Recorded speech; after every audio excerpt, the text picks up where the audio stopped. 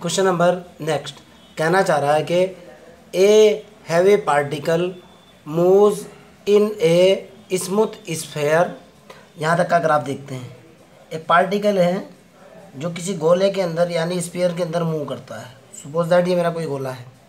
अगर ये कोई गोला है तो जाहिर सी बात है गोले का कोई ना कोई सेंटर भी होगा। ओके, पार्टिकल इसके अंदर मूव कर रहा है ऐसे ऐसे ऐसे। If the velocity be due to the level of the centre, मतलब ये है, आप समझने की कोशिश करना।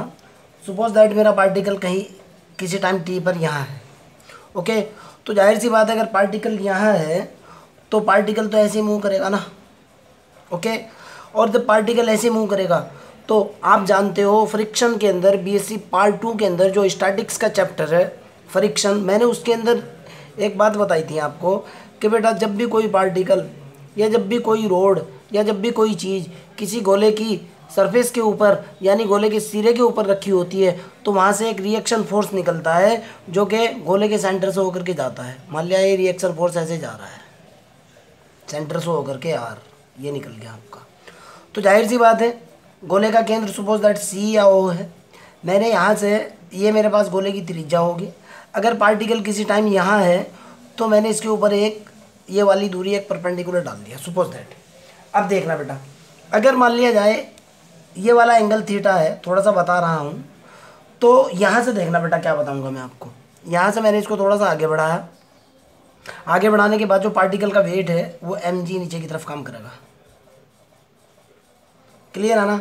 जब mg नीचे की तरफ काम करेगा तो ये वाला जो एंगल होगा ना बेटा, ये वाला एंगल भी थीटा होगा और इसके दो कोऑर्डिनेट होंगे। एक इस तरफ होगा, ओके, इस तरफ होगा mg कोस थीटा। इस तरफ कोऑर्डिनेट क्या होगा यानी इसका घटक ये होगा mg कोस थीटा और एक घटक इस तरफ होगा जो कि होगा mg साइन थीटा। आप जानते हो सारी चीज़ें। क्लियर? आगे कहना चाह रहा है कि एक हैवी पार्टिकल जो इस स्फीयर के अंदर मूव कर रहा है, the velocity if the velocity due to the level of the centre, जब इसकी वेलोसिटी यहाँ आती है यानी सेंटर के बिल्कुल इसके लेवल में यहाँ आती है, ओके, उस वक्त में कहना चाह रहा है कि the reaction of the surface will vary as the depth of the centre. ये जो रिएक्शन फोर्स है ये प्रोपोर्शनल होगा इसके डेप्थ के। सपोज दैट सेंटर से जो डेप्थ है वो ये पॉइंट एम मान लो, ये सी है। तब आपको सिद्ध करना है कि आर जो प्रोपोर्शनल होगा वो किसके होगा, सी एम के प्रोपोर्शनल होगा। ये आपका क्वेश्चन है। एक बार फिर बता रहा हूँ, एक स्फीयर है, मैंने यहाँ वैसे तो ग्राफ बनाया हुआ है। मान लिया जाए ये मेरा कोई गोला है, इस गोले के अंदर तो जाहिर सी बात है ये जो गोला है जो स्फीयर है इसका कोई ना कोई सेंटर होगा। सेंटर को मैंने ओ मान लिया किसी टाइम पर पार्टिकल पॉइंट पी के ऊपर है। ओके, पॉइंट पी से पार्टिकल ऊपर की तरफ ऐसे मूव करेगा। क्लियर है ना? तो जाहिर सी बात है आपको पता है पॉइंट ऑफ कॉन्टेक्ट से हमेशा रिएक्शन फोर्स सेंटर से होकर के पास होता है। ये रिएक्शन फोर्स ऐसे निकल जाएगा ऐसे। ओके, और ये होती है इसकी रेडियस ओ से, ये वाली होती है इसकी रेडियस। ओके, इस पॉइंट को आप कुछ भी मान सकते हो, मैंने इसको ए मान लिया, डजेंट मैटर। ओ ए इसकी रेडियस। सपोज दैट ये वाला किसी टाइम पे एंगल थीटा है। अगर पार्टिकल यहाँ है तो पार्टिकल का वेट mg नीचे की तरफ काम करेगा। ओके, इसके दो कंपोनेंट होंगे, एक कंपोनेंट इस तरफ होगा ये वाला mg कोस थीटा, मैंने मेंशन किया हुआ है mg कोस थीटा, वैसे तो आपको अलग से समझा भी दिया है। दूसरा कंपोनेंट होगा mg साइन थीटा। ये बात क्लियर? क्वेश्चन ये कहना चाह रहा है कि जब पार्टिकल सेंटर के लेवल में यानी यहाँ होगा तो उस वक्त में आपको प्रूफ करना है कि ये जो रिएक्शन फोर्स है ये प्रोपोर्शनल होना चाहिए vary as the depth below to the centre. ये टी नहीं एल है बेटा, बिलो टू द सेंटर, यानी उस वक्त में जो है आर जो रिएक्शन फोर्स है वो प्रोपोर्शनल होना चाहिए किसके, ओ एम के। ये मेरा क्वेश्चन है जिस वक्त पार्टिकल यहाँ होगा यानी इस लेवल पर होगा। ओके, आगे की तरफ चलते हैं। मैं वही कहना चाह रहा हूँ, suppose that M be the mass of the particle, clear, and the position of the particle at any time T is P. Particle यहाँ है टी टाइम के ऊपर, कैपिटल टी टाइम मान लो, स्मॉल टी मान लो, कोई दिक्कत नहीं है। ओके, एंड मैं कह रहा हूँ कि O P makes an angle theta, O P makes an angle theta downward velocity through O. Okay, जब ये नीचे की तरफ है उस वक्त में ये वाला एंगल जो है मेरा कितना है, थीटा है, थ्रू द स्फीयर, गोले के साथ में। Okay, we know very well the velocity of the particle at point P. इस पॉइंट के ऊपर जो वेलोसिटी ऑफ द पार्टिकल होगी वो होगी under the root 2g O M. 2g/OM। सवाल पैदा होता है कि सर ये 2g/OM कहाँ से निकला। आपने कंस्ट्रेंट मोशन पढ़ा होगा, कंस्ट्रेंड मोशन, वहां से ये फार्मूला है। लोवेस्ट पॉइंट के ऊपर जो वेलोसिटी होती है वो होती है 2 × g/OM, यानी OM केंद्र से उस पॉइंट के ऊपर ये वाली दूरी। अब देखो बेटा, अगर मैं OM की बात करता हूँ, समझने की कोशिश करना। मैंने यही ट्रायंगल लिया PMO, PMO, ये वाला एंगल मेरा कितना है, थीटा है ना। मैंने कंसेप्ट लगाया, थीटा के सामने क्या होता है, लंब होता है। ओके, और ये तो होगा मेरा लंब, ये होगा मेरा कर्ण, ये होगा मेरा आधार। अगर मैं OM की वैल्यू निकालता हूँ तो जाहिर सी बात है यहाँ से कोस थीटा की वैल्यू निकाल करके देखो आप, इस ट्रायंगल से कोस थीटा की वैल्यू निकालो। देखो आप, cos theta is equal to क्या होता है भाई, आपके पास होता है आधार बटे कर्ण। आधार देखना आप, आधार कितना होगा आपके पास, ये तो होगा लंब, लंब बोले तो परपेंडिकुलर, ये होगा आपका बेस। ओके, ये होगा आपका डायगोनल बोले तो हाइपोटेनियस। आधार बटे कर्ण होता है ना, आधार कितना है आपके पास OM बटे कर्ण कितना है आपके पास OP। ओके, और अगर मैं यहाँ से OM की वैल्यू निकालता हूँ, OM बराबर कितना निकला, OP cos theta. OP radius दे रखी है, suppose that the radius A constant मान लो, बताऊंगा कांस्टेंट क्यों मानी।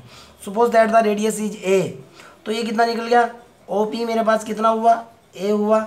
OM मेरे पास कितना निकल गया, OM बराबर A × cos थीटा।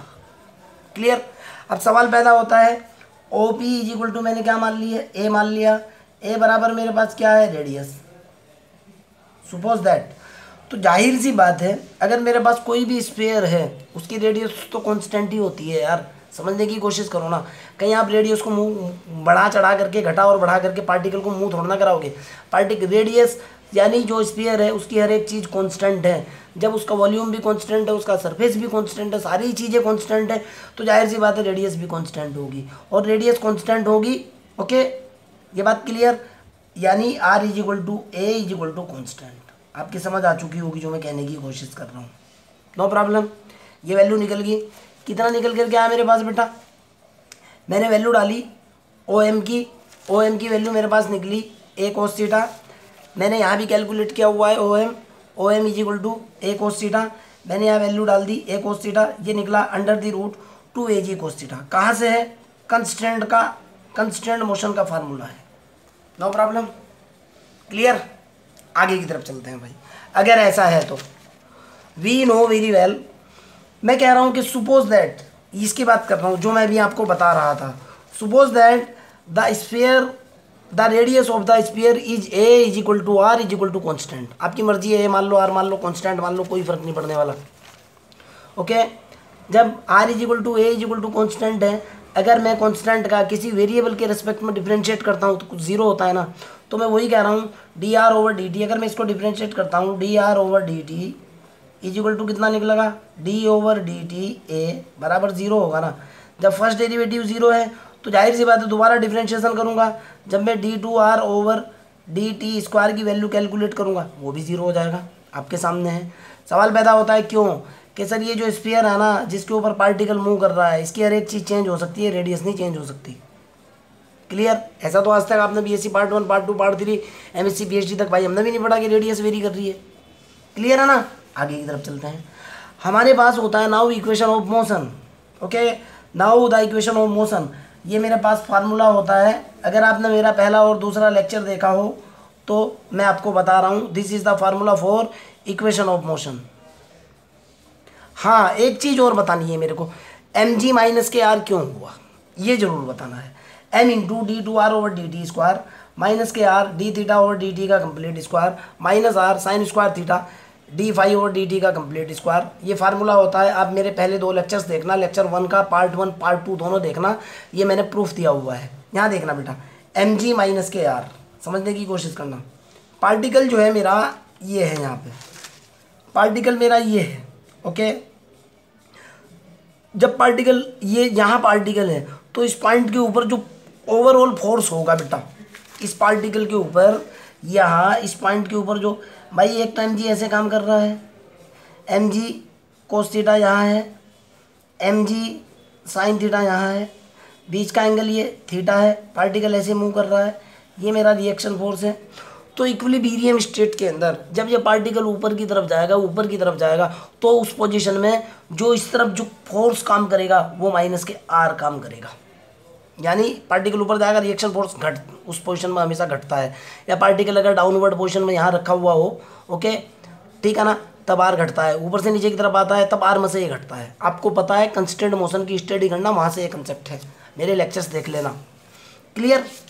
तो भाई कितना निकल गया, ये मेरे पास निकला minus K M G cos theta, sorry M G cos theta minus K R. अब देखना बेटा, चूँकि आर इज इक्वल टू मेरे पास कितना है, ए है, तो D R over D T zero है, D two R over D T square D zero होगा। ये कितना निकल गया, D two R over D T square is equal to zero. क्यों? क्योंकि R is equal to A is equal to कितना है, कांस्टेंट है, और ये कांस्टेंट क्यों है, radius of sphere, radius of sphere.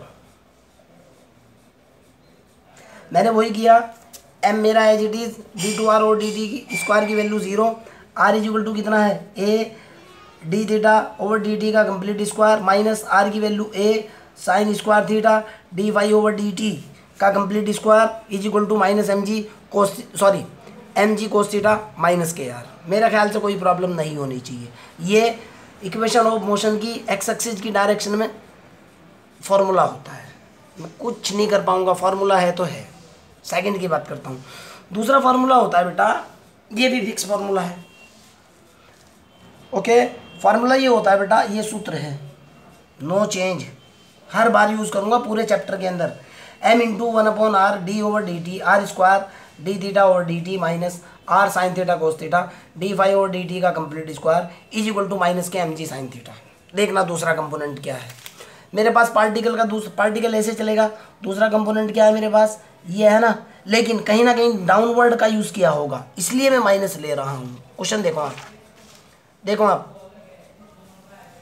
मैं कहीं ना कहीं कहा विद डाउनवर्ड, डाउनवर्ड यानी पार्टिकल जो है ना यहाँ है, सेंटर से ऊपर की तरफ नहीं है। अगर यहाँ है नीचे की तरफ है तो माइनस के एम जी होगा, ऊपर होगा तो प्लस के एम जी हो जाएगा। Okay clear? यहाँ आप ऐसे भी समझ सकते हो, ऊपर की तरफ कोई फोर्स नहीं है, zero minus K M G sine theta, ऐसे भी समझ सकते हो। तो ये कितना होगा बेटा, माइनस के एम इंटू जी इंटू कोस थीटा। और फिर भी अगर डाउट लग रहा है, कंस्टेंट मोशन का लेक्चर देखो, वहाँ से फिर क्लियर होगी ये बात, क्योंकि कनेक्शन है, नो प्रॉब्लम। आगे की तरफ चलता हूँ, यहाँ तक कि मेरे ख्याल से तो बिल्कुल क्लियर होगा, एक एक वर्ड समझ आ गया होगा आपके। ये फार्मूला है दूसरा, लेक्चर 1 का प्रूफ देखो आप, आपको समझ आएगा। आगे चलते हैं भाई। यहाँ के बाद ये है मेरे पास second formula, M one upon R D over D T R square D theta over D T minus K R sine theta cos theta D five over D T का complete square is equal to minus K M G into sine theta. मेरे को पता है are is equal to कितना है, A, तो D R over D T कितना होगा, 0। ओके, अब ये कैलकुलेट करूँगा मैं यहाँ से, देखना। We know that D over D T R square D theta over D T, calculate करके दिखाता हूँ। कभी आप ये कहोगे सर कहाँ से आपने सीधा कॉपी मारने की कोशिश कर रहे हो आप, तो ऐसे थोड़े सा जो है ना जल्दी होता है यार, टाइम भी बचता है, लेक्चर कंसेप्ट भी ज़्यादा क्लियर हो सकते हैं, वजह ये है, वरना मेरी आदत इस तरह पढ़ाने की है नहीं। देखना बेटा, ये है ना, ये first function second function, first as it is R square as it is कितना निकला, D two theta over D T square plus second as it is D theta over D T as it is, इसका differentiation किया कितना निकला, 2r D R over D T, ये निकल गया ना। देखता हूँ कितना आ रहा है, R square D theta over D two theta over D T plus 2r D theta over, sorry 2r into D R over D T D theta over D T. ये देखो यहाँ तक निकल गया ना। आगे देखता हूँ, ये वाली वैल्यू ये वाली वैल्यू ये वाली वैल्यू की जगह ये वाली वैल्यू मैं इक्वेशन बी के अंदर रखूँगा। देखना आप, R one D over D T R square D theta over D T की वैल्यू, यानी इसकी जगह मैंने क्या पुट कर दिया, ये वाला पुट कर दिया, ठीक है ना। मैं कह भी रहा हूँ पुटिंग इन बी इक्वेशन के अंदर पुट करा, एम मेरा एज इट इज 1/r। देखना बेटा, D over D T R square D theta over D T की value R square D two theta over D T square plus देखना बेटा, जब मेरे पास R is equal to A है तो D R over D T तो zero होगा ना। D R over D T जब जब जीरो होगा तो ये वाला स्टेप तो सारा जीरो हो जाएगा ना। R is equal to A, D R over D T की वैल्यू डाली, ये हुआ मेरे पास D theta over D T गुणा 2a गुणा जीरो, फाइनली कितना निकल गया 0, प्लस के 0 होएगा। माइनस आर की वैल्यू कितनी है, आर की वैल्यू है मेरे पास A, R is equal to कितना मान रखा है, A is equal to radius is equal to constant, R की value A sine theta cos theta D phi over D theta का complete square is equal to minus K M G into sine theta. Okay, आगे देखता हूँ बेटा। भाई एक are से तो आर कैंसिल, एक आर बचाना, उसकी जगह मैंने क्या पुट करा, R is equal to A put कर दिया। एक आर से एक आर से आर कैंसिल, आर की जगह ए पुट किया, निकला M into A D two theta over D T square minus A sine theta cos theta D phi over D T का complete square is equal to minus K M G into sine theta. No problem. आगे की तरफ चलता हूँ भाई, ध्यान से देखना, दिस इज, आगे की तरफ चलते हैं। थर्ड फार्मूला मेरे पास होता है जेड डायरेक्शन में, वो होता है M into 1/r sine theta D over D T R square sine square theta D phi over D T is equal to 0। ये फार्मूला होता है ना। अब मैं इसको सॉल्व करूँगा बेटा, ध्यान से सुनना कैसे सॉल्व करूँगा। मेरे पास कितना है भाई थर्ड फार्मूला, वो है m into 1/r sine theta और D over D T R square sine square theta और D phi over D T is equal to 0। ये मेरा फार्मूला है ना। देखता हूँ इस फार्मूले से मैं रिजल्ट निकालूंगा ये वाला, ध्यान से देखना कैसे निकलेगा। पहले इसी को डिफरेंशिएट करते हैं, D over D T R square sine square theta D phi over D T. Okay, इसको डिफरेंशिएट कर रहा हूँ, देखता हूँ कितना है। ये मेरा फर्स्ट फंक्शन और ये सारा मेरा second function. Okay, first function का डिफरेंशिएट करता हूँ, कितना निकला 2r D R over D T निकल गया ना, 2r D R over D T into sine square theta D phi over D T. No problem. Plus अब की बार मेरा क्या है, R square D over D T, second function कितना है sine square theta D phi over D T. Clear. अब आगे समझने की कोशिश करना, मैं आपको बता रहा हूँ क्या है, आर इज इक्वल टू कितना है ए, तो D R over D T is equal to कितना होगा, आपको पता है 0, तो ये कितना हो जाएगा, ये होगा 2a गुणा 0 जो भी है sine square theta D phi over D T plus ये होगा R square D over D T sine square theta D phi over D T. Clear. Result कितना निकल गया बेटा, इधर तो चल रहा था मेरे पास D over D T R square sine square theta D phi over D T, इधर कितना निकल गया भाई, ये निकला R square D over D T sine square theta D phi over D T निकल गया ना। वैल्यू डालता हूँ, ध्यान से समझने की कोशिश करना। जब मैं यहाँ वैल्यू डालूंगा, ये एम तो मेरा एज इट इज, एम तो मेरा एज इट इज, ये लिख दिया मैंने एम, और ये हुआ 1/r sine theta as it is. इसकी वैल्यू डाली मैंने सारे की, इस सारे की वैल्यू कितनी निकल करके आई, ये निकल करके आई ना, कितनी निकली मेरे पास, गुणा R square D over D T sine square theta D phi over D T निकला ना। एक आर से आर कैंसिल, कितना निकल गया एम आर बटे sine theta D over D T sine square theta D phi over D T. Clear. देखता हूँ कितना आ रहा है, ये निकल गया बेटा मेरे पास एम आर, आर की जगह मैं ए पुट कर दूंगा, आर बराबर ए है मेरे पास, कितना होगा, ये होगा एम ए बटे साइन थीटा और अगले वाला H D D over D T sine square theta D phi over D T. ये निकला ना। देखता हूँ कितना है, देखो आप, एम ए बटे sine theta D over D T sine square theta D phi over D T बराबर किसके था, 0 के था, फार्मूले के अकॉर्डिंग बराबर था 0 के। यहाँ तक नो आपत्ति, कोई दिक्कत नहीं। अब देखना बेटा भाई, जाहिर सी बात है जब यहाँ तक के क्लियर हो चुका आपका, तो जाहिर सी बात है आगे भी क्लियर होगा भाई। आगे की बात करता हूँ भाई। अब इस इक्वेशन से जो है मेरे पास कितनी निकल करके आ रही है ये इक्वेशन बेटा, ये आ रही है ma/sin θ। क्लियर है ना। यहाँ हो रहा है d/dt sin स्क्वायर थीटा और d/dt इज इक्वल टू कितना 0। इसको इससे डिवाइड लगा दो, कितना होगा आप कहोगे sir d/dt sin square theta d/dt is equal to 0/ma/sin theta बराबर क्या हो जाएगा 0। यहाँ से निकलेगा d/dt sin square theta d/dt is equal to 0। मैं कह रहा हूँ कि इंटीग्रेट किया मैंने, इंटीग्रेशन किया विद रिस्पेक्ट टू t, क्यों t के सापेक्ष डिफरेंशिएशन है। कितना निकल गया, ये होगा sir d/dt sin square theta d/dt into dt is equal to integration 0 dt से dt खत्म, डिफरेंशिएशन इंटीग्रेशन को ख़त्म करता है। साइन स्क्वायर थीटा d/dt बराबर 0 प्लस आर्बिट्रेरी कांस्टेंट a, क्यों इंडेफिनिट इंटीग्रेशन है। कितना निकल गया, sine square theta d/dt is equal to a, निकल गया ना। देखता हूँ क्या आ रहा है, देखना मैंने वही किया, आपको समझा दिया है। d/dt sine square d/d theta d/dt ये 0 हो चुका, आपके सामने 0 हो चुका। मैंने इंटीग्रेट किया both side with respect to t, तो मेरे पास निकला sine square theta d/dt is equal to a।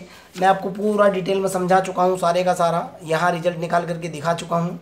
Okay, और ये निकल गया। मैं कहना चाह रहा हूँ कि इनिशियली सपोज दैट ये जो पार्टिकल जो इनिशियल सिचुएशन में था, ये मेरा जो पार्टिकल है, कि सपोज दैट जहाँ से पार्टिकल मेरा मूव होता है इनिशियली, वहाँ theta is equal to alpha है। इनिशियली जो पार्टिकल चल रहा है सपोज दैट, उसकी बात कर रहा हूँ। मैं कहना चाह रहा हूँ इनिशियली सपोज दैट अगर theta is equal to alpha है, तो जाहिर सी बात है theta is equal to alpha का मतलब निकलता है कि एंगल कांस्टेंट है। सवाल पैदा होता है क्यों, फिर इंपॉर्टेंट क्वेश्चन। ये मेरा स्फीयर है, पार्टिकल यहाँ है, ये मेरा सेंटर है, रिएक्शन फोर्स ऐसे निकल करके आएगा, ये मेरी यहाँ पार्टिकल ऐसे चलेगा, यहाँ मेरा mg होगा और यहाँ मेरा जो है ना इस तरफ होगा mg cos थीटा, पता है आपको, mg sin थीटा आपको पता है। ओके, ये वाला एंगल थीटा। भाई इनिशियली पार्टिकल स्फीयर के ऊपर, आप ये स्फीयर है, आप इस चीज़ को समझो, ये छोटा सा स्फीयर आपको दिख रहा है ना, ये वाला देखो आप, स्फीयर है, दिख रहा है ना गोल, इसके ऊपर जहाँ आप पार्टिकल इनिशियली रखोगे वो एंगल तो कांस्टेंट होगा। कि सर मैंने पार्टिकल यहाँ रख दिया, उसके बाद में कैलकुलेशन स्टार्ट करूँगा, कहीं ना कहीं तो रखोगे ना पार्टिकल को, कुछ ना कुछ तो एंगल होगा ना, सेंटर के साथ या उसकी परिधि के साथ या एक्स एक्सिस वाई एक्सिस के साथ कुछ तो एंगल बनना है, 100% बनना है, उसी की बात कर रहा हूँ। और इनिशियल एंगल हमेशा, एंगल के अंदर जो चेंज आते हैं ना बेटा, जब पार्टिकल मूव करता है उस वक्त में चेंज आते हैं, इनिशियली वो कॉन्स्टेंट ही होता है। इनिशियली मैंने क्या मान लिया, थीटा इज इक्वल टू कितना अल्फा। अगर theta is equal to alpha is equal to constant है, तो आप D theta over D T कर लो या D alpha over D T कर लो। मैंने किया D theta over D T is equal to 0 बराबर क्या होगा, D alpha over D T बराबर होगा D theta over D T is equal to 0 होगा ना। D R over D T पहले से 0 है, क्यों, आर इज इक्वल टू मेरा ए है, ठीक है ना। अब मैं कहना चाह रहा हूँ कि यहाँ जो पार्टिकल है इनिशियल पोजीशन में, उसकी पार्टिकल की वेलोसिटी सपोज दैट v है। अगर पार्टिकल की वेलोसिटी जो है ना इनिशियली v हो तो ओके, तो मेरे पास फार्मूला होता है बेटा, इसके अंदर मैं कुछ चेंज नहीं कर पाऊंगा, कंस्टेंट मोशन का ये फार्मूला होता है। तो उस पोजीशन में v इज इक्वल टू जो होगा वो ये होगा, v इज इक्वल टू होता है a sin theta D phi over D T, theta is equal to alpha के ऊपर। मैंने इसीलिए अंडरलाइन किया हुआ है, ये भी कंस्टेंट मोशन का फार्मूला है। इनिशियली जो होता है, इनिशियल वेलोसिटी जो होती है वो होता है a sin theta D phi over D T, theta is equal to alpha के ऊपर। ओके, देखते हैं, a थीटा की वैल्यू मैंने अल्फा डाली, D phi over D T, theta is equal to alpha पे, ये मेरे पास निकल की वेलोसिटी है। मैं कह भी रहा हूँ कंस्टेंट मोशन फार्मूला लिखा हुआ भी है मैंने, ये देखो आप, अगर आपको कोई डाउट है, मैंने नीचे इसका रेफरेंस भी दिया हुआ है, कंस्टेंट मोशन का फार्मूला। वेलोसिटी मेरे पास ये आ चुकी, आगे चलते हैं भाई। अगर वेलोसिटी मेरी ये आ चुकी तो v इक्वल टू कितना है भाई, वेलोसिटी कितनी निकली है, a sine alpha D phi over D T theta equal to alpha. v equal to a sine alpha D phi over D T theta equal to alpha के ऊपर यहाँ D phi over D T की value निकालो। D phi over D T की value निकाली तो जाहिर सी बात है ये कितना निकल जाएगा, v के बटे में a साइन अल्फा आ जाएगा, निकल गया ना।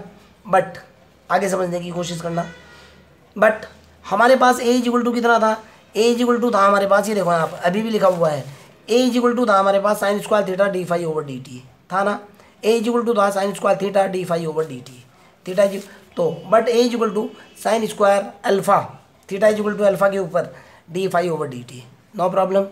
अगर मैं यहाँ से मेरे पास कितना निकल गया, ध्यान से देख लेना, a की वैल्यू अगर मैं निकालने की कोशिश करता हूँ, a बराबर कितना निकल करके आएगा मेरे पास, देखना बेटा अभी बता रहा हूँ आपको। a इक्वल टू ये हुआ मेरे पास sine square alpha D phi over D T की वैल्यू कितनी है, v upon a sine alpha. a sine alpha से साइन अल्फा खत्म, कितना निकल गया बेटा मेरे पास, ये हुआ मेरे पास v sine alpha upon a। Clear, एक तो रिजल्ट मेरे पास बना, ये इंपॉर्टेंट रिजल्ट है, ध्यान से देखना। दूसरा देखता हूँ बेटा, a इक्वल टू कितना है, v sine alpha upon a, but listen carefully, a equal to कितना है, यहाँ से चलो आप, a इक्वल टू है मेरे पास, a इक्वल टू है मेरे पास कितना, sine square theta D phi over D T equal to है, ये है ना, इधर देखो आप, बट a इक्वल टू है मेरे पास sine square theta D phi over D T, a की वैल्यू कितनी है मेरे पास, v sine alpha upon a, ठीक है ना, निकाल चुका ना मैं, v sine alpha upon a, इधर मेरे पास कितनी है, sine square theta D phi over D T, no problem. Clear, समझ आ चुकी बात। यानी a की वैल्यू ये है, ये मेरे पास a की वैल्यू है, a की वैल्यू ही कैलकुलेट करना है, v sine alpha upon a, और अगर मैं a के अंदर फिर इसी की इक्वेशन के अंदर अगर मैं इसको d मानना हूँ, suppose that this is my equation d, okay this is my d equation, तो मेरे पास इक्वेशन क्या होगी, a बराबर है मेरे पास sine square theta D phi over D T है, a की वैल्यू मैंने निकाली v sine alpha upon a, यानी थीटा इक्वल टू अल्फा के ऊपर जो वैल्यू निकली और जो पुरानी वैल्यू थी उन दोनों को इक्वेट कर रहा हूँ मैं, जो पुरानी वैल्यू थी उन दोनों को इक्वेट करने के बाद मेरे पास ये निकल गया ना। अब चलते हैं इक्वेशन नंबर 2 की तरफ, देखना इक्वेशन नंबर 2 क्या है। Equation number B, now from equation